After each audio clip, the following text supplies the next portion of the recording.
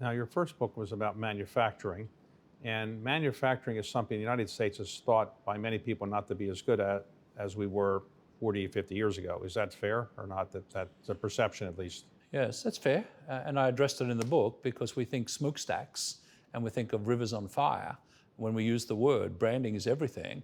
And today, everything gets branded in a heartbeat, right, through Instagram and you name it.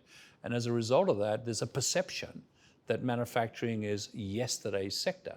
And that is so erroneous because pretty much everything in modern life is made.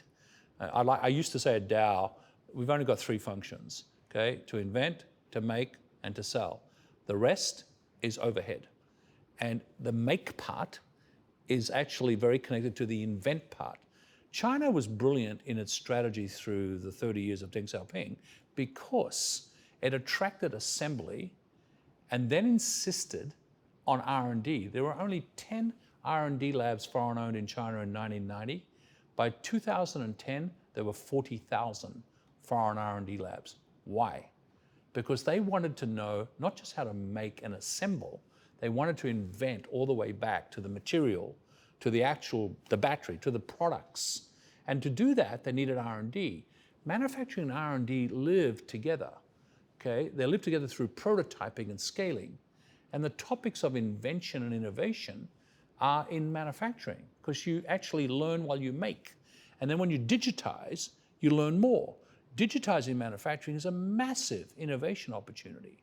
And frankly, one of the things that the United States is phenomenal at is we know how to innovate and be entrepreneurs and how to scale.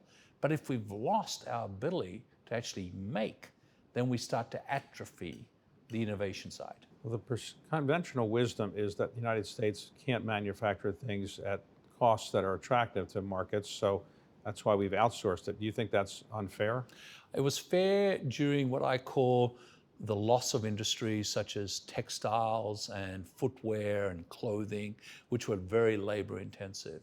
It's completely not the case with things that make the iPhone, okay, and all the circuitry and semiconductors and high-end technology content parts, EVs. This is where the United States is actually the best at, and it's not labor cost driven. So offshoring and outsourcing and moving things for labor costs, fine. They went to countries that have lower labor costs, the Bangladeshs and the Vietnams.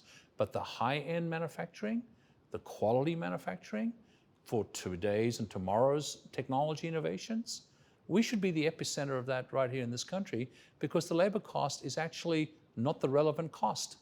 The relevant cost is actually the raw material, the supply chain, and we have the market. This is one of the few countries in the world that can say, I'm one country, I have a massive market, and by the way, I'm endowed with a lot of people and natural resources. That's manufacturing.